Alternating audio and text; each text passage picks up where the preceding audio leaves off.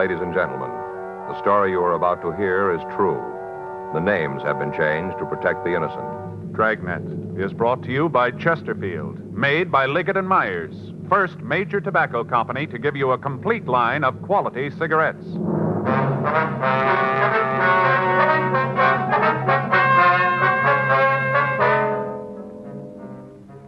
You're a detective sergeant. You're assigned to burglary detail. You get a call that a clothing store in Hollywood is suffering losses. The value of the stolen property is over $12,000. There's no lead to the identity of the thief, no pattern to his M.O. Your job, get him. Today, you'll hear these three words everywhere. Chesterfield's for me. The cigarette tested and approved by 30 years of scientific tobacco research. Chesterfield's for me. The cigarette with a proven good record with smokers. And first cigarette to have such a record. Chesterfield's for me. Chesterfield gives you proof of highest quality, low nicotine. The taste you want, the mildness you want. The Chesterfield you smoke today is the best cigarette ever made. And best for you.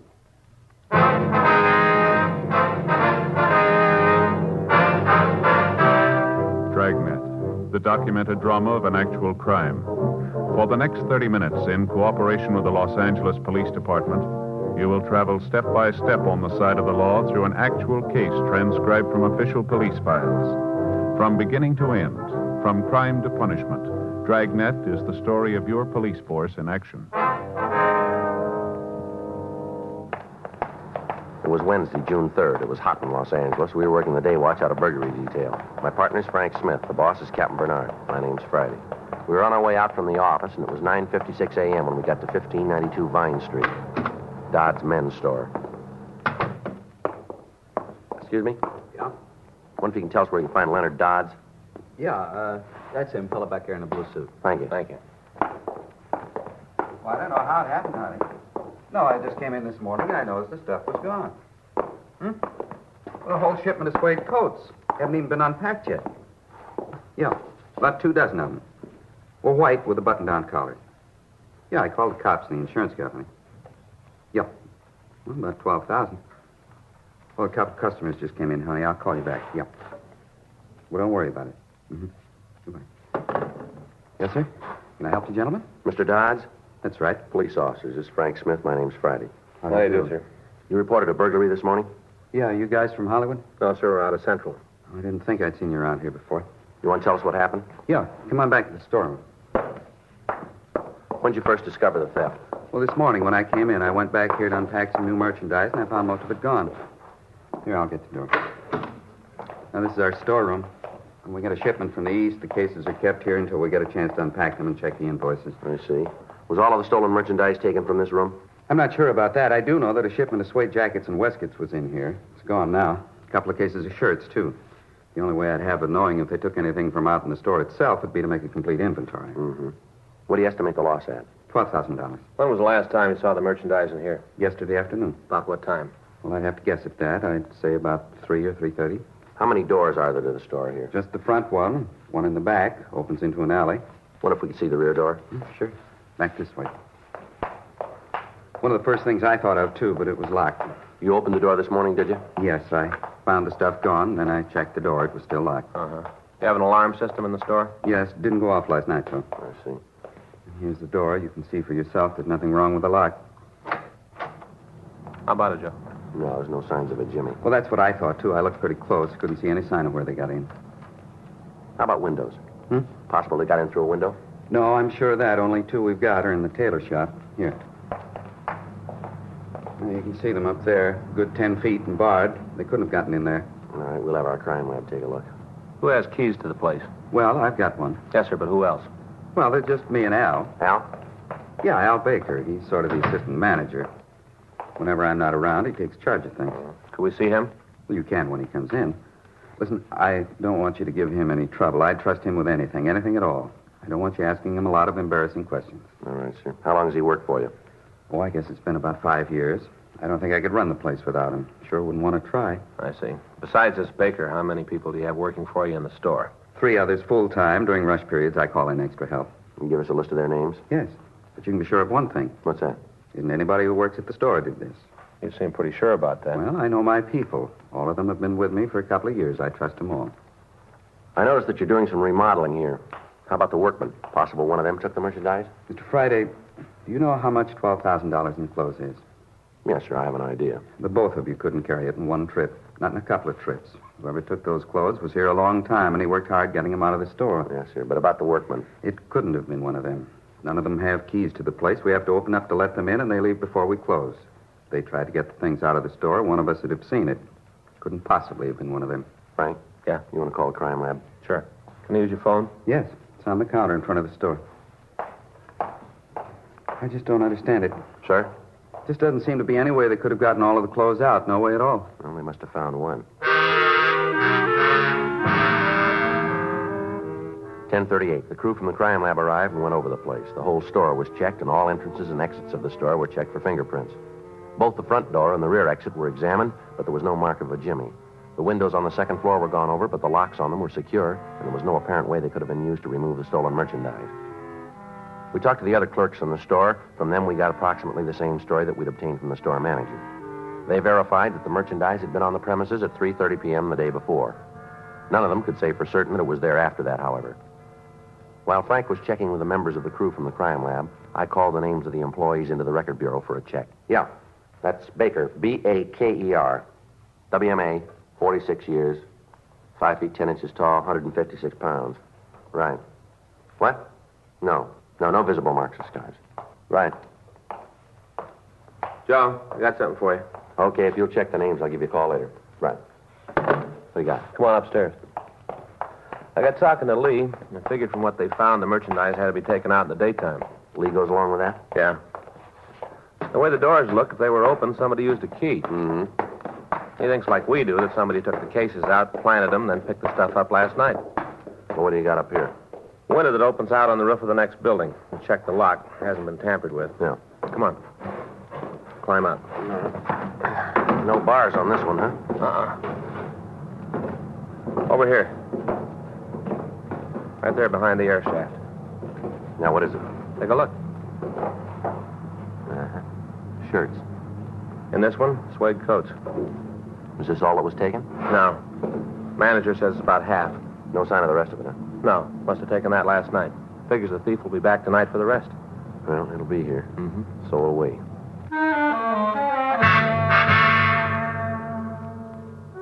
We asked the manager of the clothing store to keep watch on the cases of stolen merchandise while we made arrangements to place a stakeout on them. 12:14 p.m. The crime lab finished their investigation, and Frank and I talked with Lee Jones. He told us that he checked the fingerprints found on the doors and windows, but that all of them had been eliminated as they belonged to the members of the store staff or to the workmen. He told us that they'd found an impression of a tire print in the dirt of the alley next to the building where the stolen clothing had been found. He went on to say that they'd checked and had found that the truck belonging to the plaster contractor had tires of the same type that had left the impression. The canvas was made of the tenants in the building next to the clothing store, but they could give us no new information on the possible identity of the thief. 3:52 p.m. We checked back with the record bureau on the list of names of store employees. Yeah. When was that? Uh-huh. How long? You get out clean? Mm-hmm. Nothing on the rest of them, huh? Yeah. Okay, thanks. Bye. Anything? Yeah. They checked the names, came up with one possible. Yeah. The assistant manager, Al Baker. Oh. He's done time for burglary. The record bureau had come up with the information that Alfred Roger Baker had been arrested in 1943 for burglary. He'd been tried and convicted on 3 counts. He'd spent a term in the state penitentiary at San Quentin, and he'd been released. Since that time, he apparently had led the life of an exemplary citizen. 4:07 p.m. Frank and I took him to the office of the clothing store to talk to him. Sit down, Baker. Sure. What's this all about? You don't think I had anything to do with this burglary, do you? How many times have you been arrested? Why do you ask that? We just want an answer. You seen the record? We've seen it. You know without me telling you. We'd like to hear it from you. I was arrested once. I did the time. I'm clean since then. I thought when you did the time and they let you out, you didn't know anybody anything. Yes, that's right. Well, then what are you guys hopping on me for? I just work here. I mean, just because I did a hitch for burglary, that I had anything to do with this. We didn't say you did. Well, you're sure acting like I did, bringing me in here talking about how I was arrested. Sure acting like you think I had something to do with this one. Well, you look good for it. How do you figure that? You got the only other key to the door. Look, I don't like to bring this up. Maybe you bright cops haven't thought about it, but who says Dodds couldn't have done it himself? What do you mean? Well, he's in trouble, big trouble. This would be an easy way out of it. All right, you tell us. Well, all the stuff is insured. Be pretty sweet for him to lift the merchandise, collect on the insurance, and then sell the stuff, too. It'd come out real good. That's the way you got it figured, huh? I'm not trying to figure it anyway. All I know is that you guys are trying to wrap something around me that doesn't fit, and I want no part of it. Come right down, it must be a couple of guys' work here who could have done it. Well, the way we got it, the thief used a key. Well, that brings us right back to Dodds. Well, if he's in trouble financially, then why is he doing all this remodeling?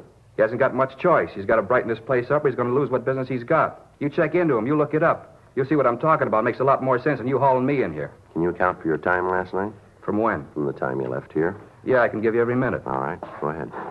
I left here at 6:30. That's the time I always leave. Who was here when you left? You mean who locked up? That's right. Leonard. He always locks up, always. Where'd you go after you left? Went up to the corner and had a beer. That's like always, too. Anybody in the bar know you? Yeah, the bartender and the waitress. They'll vouch for you? Sure they will. All right, go ahead. After I left there, I drove home. What time did you leave the bar? About 7:10. I had one beer, smoked 2 cigarettes, put a nickel in the nut machine on the bar, and went home. I left at 7:10. Sure wish I knew you were going to want to know all this. I'd have been more careful about remembering. I forgot how many nuts I got from the machine. I'll take a wild guess and say 14. I got no way of proving that. You'll have to take my word for it. What time did you get home? By 7:50. Where do you live? Out in the valley. Traffic's heavy going out at the pass that time, and it took me 10 minutes longer than it usually does. You prove when you got home? Yeah, I can. How? Talk to my wife. We got a time clock on the wall just as you come in the door. I punch in and out. The time will be there. What about last night? I was home all night. I had dinner, sat around and watched television, went to bed. You didn't leave your house, huh? No, not from the time I got home last night until I left this morning. Pretty bad, isn't it? How do you mean that? I can prove every minute of it. Look, you get off my back, cop. You start looking around. You'll come up with a lot of guys who had a lot more chance and a lot more reason to heist that stuff than I do. That won't be hard because I haven't got any. You sit tight and I'll show you who sold that stuff. Huh? Wait a minute. Where are you going? Just over to the desk. I want to show you something. What? You'll see. Hold it just a minute. Now, you show me what you want and I'll get it for you. Yeah, you cops, you never learn, do you? Open the top drawer. This one? Yeah. All right. Now open that one. All right, what do you want? A folder right there. This one? Yeah, that's the one. Put it up on the desk. All right. Go on, open it. Yeah? Now take a good look at the reason the stuff was stolen. What is it, Joe? Bills. There isn't anything in the store that's paid for. Take a look at them yourself. Here. Look here. Past due. Please remit. Your credit is important. Overdue. Past due. Go through the rest of them. They're all like that. There isn't a place in the country anymore that'll extend any credit to Dodds. Not one. You're looking for somebody who had a reason to steal the stuff? Well, there's your answer. You talk to Leonard Dodds. He's got the reason. Come in. Joe, Frank, see you a minute. I'll take it. Okay. Telling you, you got to lean on somebody. You lean on Leonard Dodds. He's the one. Don't come around here bothering me. Joe. Yeah? Yeah, what do you got? You might be telling the truth. Huh? Stuff on the roof. Yeah. It's gone.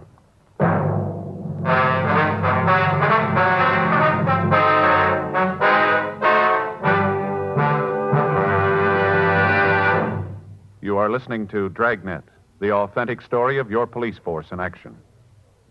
Meet Peter Lind Hayes and Mary Healy, America's favorite husband and wife comedy team. They are typical of smokers everywhere who are saying, Chesterfields for me. Mary says, I've smoked regular-sized Chesterfields for about 7 years. Guess that ought to prove how I feel about Chesterfield's taste and mildness. Peter says, Chesterfields for me, too. As far as I'm concerned, King is the only size. And like Mary says, Chesterfield is the only cigarette. Either way you like them, I'll bet you'll find Chesterfield is best for you. Yes, smoke America's most popular two-way cigarette. Regular and king-size Chesterfield.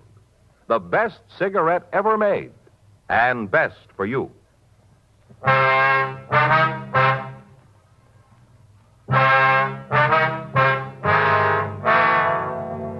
With the removal of the remaining packages on the roof, our main opportunity of catching a thief was gone. We questioned the people in the store about it. From them, we learned that the manager, Leonard Dodds, had brought the cases of clothing into the store himself. We talked to him, and he offered as an explanation the fact that the insurance company wouldn't like him leaving a supply of expensive suede coats up on the roof. He went on to say that catching the thief was our business, but we were not to interfere with his running of the store and any attempt to apprehend them. We tried to question him regarding the accusations made by the salesman Al Baker. He said they were ridiculous and that we should know better than to listen to the accusations made by an ex-convict. He went on to say that he resented the questions we put to him and that if we intended to continue, he would have to get in touch with his lawyer. We contacted the office and made arrangements for a stakeout to be set up on the roof of the building next door, and then Frank and I returned to the office to check further on Leonard Dodds. We checked with his bank, and we found that he had several notes on the clothing store. The head of the loan department told us that Dodds' payments had been irregular, and that at the time, he was overdue on one of the notes. We contacted the insurance company and found that Dodds had made a claim on the stolen merchandise that morning and had requested payment as soon as possible. We turned a list of the stolen articles over to pawn shop detail and asked them to see that the information would get into the hands of the second-hand dealers in the city. 10:15 p.m. Frank and I filled out the log and prepared to leave the office. You about ready? Yeah, I'll be right with you. I got it. Burglary Friday. Yes, ma'am. Well, I'm not sure. No, the officer that handled the case isn't here right now. I wonder if I could take a message. Yes, ma'am. He'll call you when he gets in. All right, Yes, all right. If you'll wait just a minute, I'll transfer you to the main jail. No, the main jail. They'll probably be able to tell you. Yes, that's right. Just a minute. Hold on, please. Would you give this call to 2949, please? That's right, the bail clerk. Thank you. Woman wants to know how much it's going to cost to get her husband out of jail. Yeah.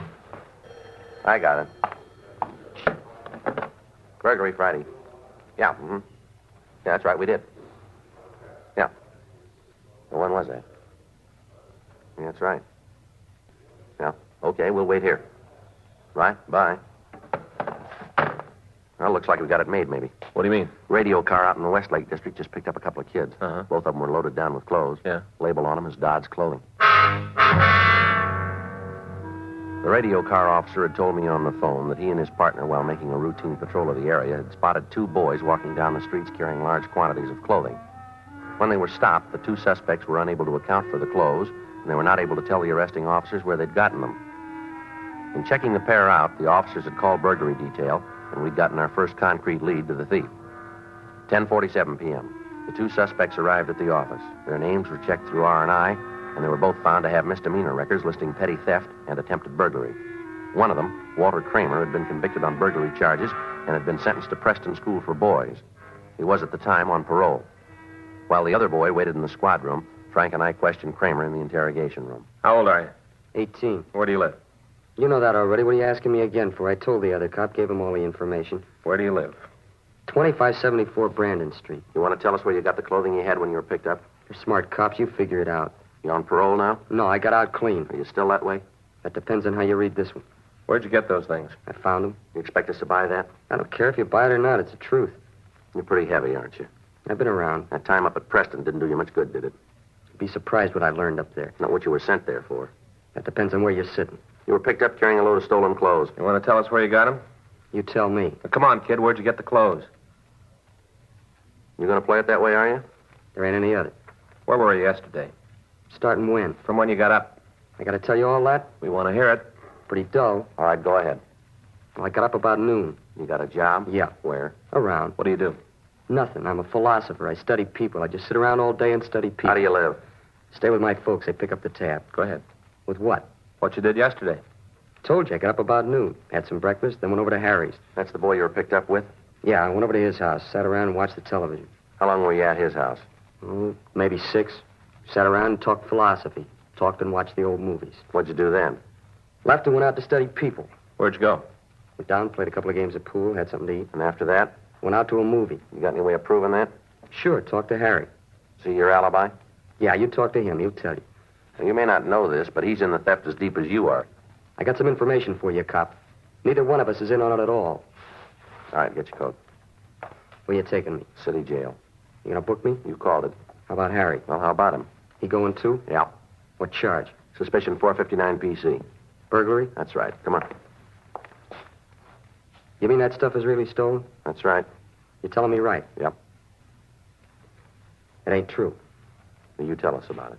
No, I mean, Harry and me didn't steal the stuff, at least not the first time. What do you mean by that?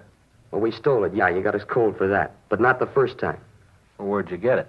From a garage, that's the truth. We stole the stuff from a garage. Where is the place? I'll show you. There's a lot more stuff there, a lot more. Clothing? Yeah. Whose garage is it? I don't know. Harry and me were walking around out there, and we saw this truck pull up. Guy got out and unloaded some packing cases. When was all this? Last night.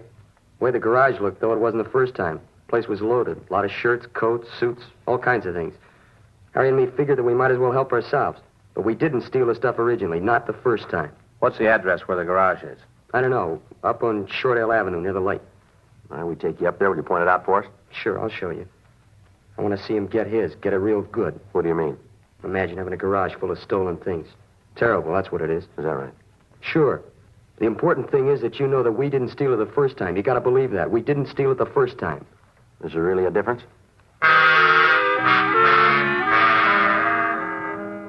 12:15 a.m. We talked to the suspect that had been picked up with Kramer. He gave us substantially the same story that we'd gotten from the first boy. They both agreed to take us out to the garage where they'd found the stolen merchandise. Before we left the office, we put in a call to the clothing store, but there'd been no report from the stakeout on the roof. The two suspects directed us to drive out towards Silver Lake. We took the freeway out to Glendale Boulevard and turned right. We drove out to Loma Vista, and then we turned right again. The boys directed us up the hill and then onto a side street. We went about a half a block farther before they pointed out the house to us. We drove down the street and parked the car. Frank and I and the two suspects walked back to the house and into the rear of the yard. A two-car garage in the rear of the building was unlocked. We went in. Scattered around the place, we found several large packing cases of clothing. The labels on them were from some of the most exclusive men's stores in the city. There was no question about it. This was the plant for the stolen merchandise. Frank stood by the back door of the house, and I went up on the front porch and rang the bell. Yeah? You're Martin Hetman, aren't you? Yeah, do I know you? My name's Friday, police department. Oh, yeah, I met you over at Dodge. What is it, some more questions? Yeah, a few. Kind of late to come around, Well, maybe a little. I'm just going to turn in. Can you wait till the morning? I could come down to the police department. No, I'm afraid we're going to have to talk tonight. Oh. Okay, come on in. Thank you. Anybody else in the house? Just my wife and the kids. Where are they? Upstairs, they're all asleep. I told you I was just going to turn in. Mm-hmm. That garage out back, does that belong to you? What? The garage out in the back of the lot, is it yours? Yeah, it's mine. Why? What do you use it for? What do you use a garage for? I keep the truck there. Well, where's the truck tonight? I left it at a service station down on Glendale Boulevard. Having a grease and the oil change. Why? Anybody else use the garage besides you? No. Everything in it belong to you? You mind if I call my lawyer? Well, you can do that from downtown. You arresting me? Yes, sir. You found the stuff, huh? We found it. That a cigarette? Yeah, here. Here's a match. I guess I should have gotten it out of the garage sooner. Mm. Figured on it first thing in the morning. When you talked to me this morning at Dodge, I should have known. Should have known right then. I didn't think you'd figure it this way. All right, come on, get your coat. Yeah, just let me finish the cigarette. You sure had it figured. Going real good. Want to hear about it? All right. Well, I'm a plastering contractor. You know that. Yeah, you told us that this morning. Well, I bid on the jobs. All the contractors submit bids on how much we'll do the work for. You know what I mean? Mm-hmm. I always got in with a low bid. Used to drive the other contractors crazy. Never could figure out how I could come out on it. You see it, though, don't you? Well, you tell me. Well, you see, if a job would cost me, say, $3,500 to do, I'd put in a bid for $2,500. I always get the job, and then I'd steal the other $1,000 of merchandise, see? Mm-hmm. That way, I could come out and nobody get hurt. What about the store owner? They weren't insured. Only body in the middle was the insurance company, so you see, nobody really got hurt. You about finished with that cigarette now? Yeah, just about. You're pretty lucky, you know? Is that right? Yeah, sure. This was going to be the last time. I figured that after this, I'd be able to go it straight. Got my equipment all paid for, money in the bank. Figured I could go it straight. This was going to be the last time. Well, you were right, weren't you? Hey, you mind telling me something? What's that? How'd you tag me? How'd you find out? We caught a couple of kids breaking into the garage. They'd stolen some of the clothes. They were picked up, and they pointed the place out to us. Kids? That's right. Oh, about that. That's really terrible, isn't it? What is? Oh, this younger generation. Now, I had legitimate reason. I was just trying to come out. Wasn't anybody going to get hurt my way. But those kids. I hope you're going to put them away for a long time, little thieves. Come on, get your coat. Let's go. That's just awful. No sense of honesty at all. I sure hate to think of what the world's coming to. You want to tell me something, Hetman? Well, sure. What do you want to know? Well, you said you just stole the difference between what you agreed to do the job for and what it really ought to be. I got it right? Yeah, just the difference. Well, you hit the Dodge store pretty hard, didn't you? $12,000 worth? Well, you see, that was a kind of a deal. Well, I didn't get anything on the last job, not a thing, so I had to make up for it, you see what I mean? yeah. I had to come out some way. Nobody'd expect me to take a complete loss, would they? I wouldn't know about that. I just wanted what I had coming. Yeah, well, you're going to get it this time.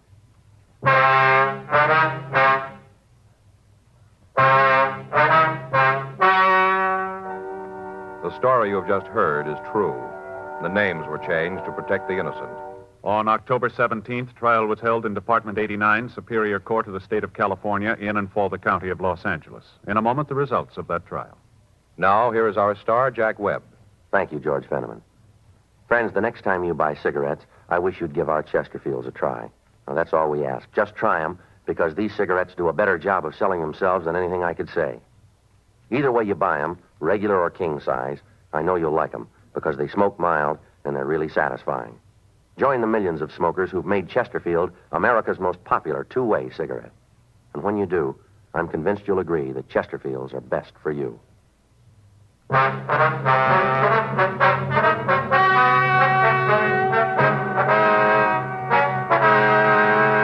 Martin Averill Hetman was tried and convicted of burglary in the second degree, 4 counts, and received sentence as prescribed by law. Burglary in the second degree is punishable by imprisonment in the state penitentiary for a period of not less than 1 nor more than 15 years, or by imprisonment in the county jail for not more than 1 year. Walter James Kramer and Samuel Arthur Nicholson were tried and convicted of burglary in the first degree. Burglary in the first degree is punishable by imprisonment in the state penitentiary for a period of not less than 5 years. This is the year that the March of Dimes has started its polio prevention program. And your dimes and dollars are going to determine just how far this program is carried out. Join the March of Dimes and give extra. Give extra for victory over polio. You'll be glad you did.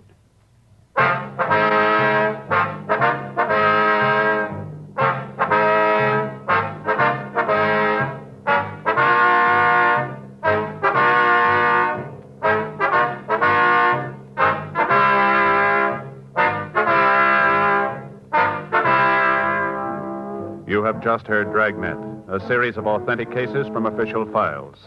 Technical advice comes from the Office of Chief of Police W.H. Parker, Los Angeles Police Department. Technical advisors, Captain Jack Donahoe, Sergeant Marty Wynn, Sergeant Vance Brasher. Heard tonight were Ben Alexander, Harry Bartell, Vic Perrin, Herb Ellis. Script by John Robinson. Music by Walter Schumann. Hal Gibney speaking. Watch an entirely different Dragnet case history each week on your local NBC television station. Please check your newspapers for the day and time. Chesterfield has brought you Dragnet, transcribed from Los Angeles.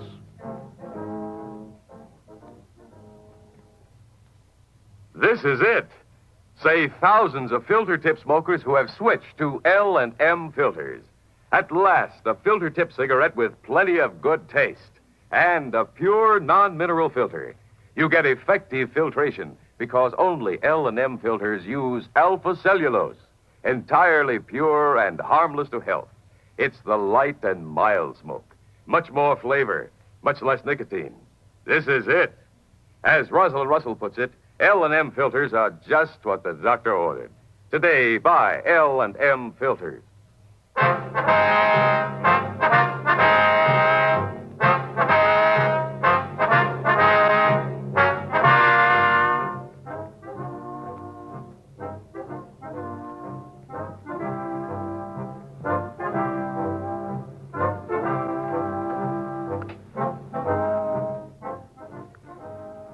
Listen now to Barry Craig, next on the NBC Radio Network.